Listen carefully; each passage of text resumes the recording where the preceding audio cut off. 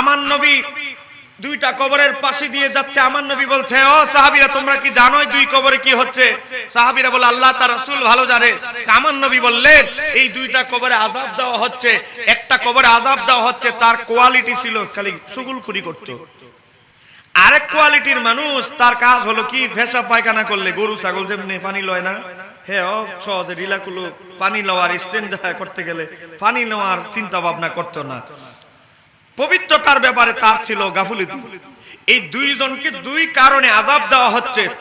তো আমার নবী কি করলেন, খেজুরের একটা ডাল নিলেন, নেওয়ার পরে খেজুরের ডালটা, দুইটা ডাল দুই কবরে রেখে দিলেন। আমার নবী বললেন, এই খেজুরের ডালটা যতদিন পর্যন্ত সজীব থাকবে, জীবিত থাকবে, এর যে তসবিহ জপবে, তসবির জপার ফায়দা উপলক্ষে, তসবিহ জপার মাধ্যমে ওই যে ভিতরে যে কবরে শুয়ে আছে, তার কবরের আযাব আমার আল্লাহ হালকা করে দিবেন। চিৎকার দিয়ে বলতে হবে আল্লাহু আকবার। তাহলে আমার নবী ১৫০০ বছর আগে প্রমাণ করেছে খেজুর গাছেরও প্রাণ আছে না নাই? আছে, গাছের প্রাণ আছে। আমার নবীর প্রসিদ্ধ হাদিস, মুতাওয়াতির পর্যায়ের হাদিস, যে হাদিসকে অস্বীকার করলে কাফের হয়ে যাবে। উস্তুনে হান্নানার ব্যাপারে আপনারা জানেন, জোরে বলেন, জানেন কি জানেন না? আমার নবীর জন্য বীর হয়ে কেঁদেছিল, কাদার মাধ্যমে প্রমাণ করে দিয়েছেন আমার নবী ১৫০০ বছর আগে।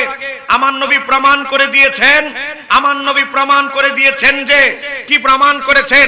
আমার নবী প্রমাণ করে দিয়েছেন খেজুর গাছ আমার নবীর বীর হয়ে কাঁদে। বোঝা গেল খেজুর গাছেরও প্রাণ আছে, গাছের উদ্ভিদেরও প্রাণ আছে।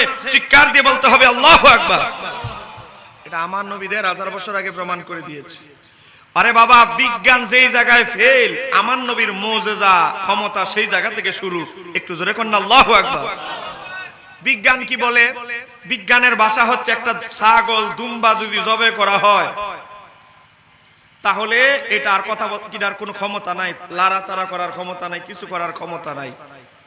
ও বাবা, দেখেন ইমাম কাস্তালানি আল মাওয়াহিবুল লাদুনিয়া কিতাবের মধ্যে নকল করেছেন। আপনারা কি বিরক্ত হচ্ছেন নাকি?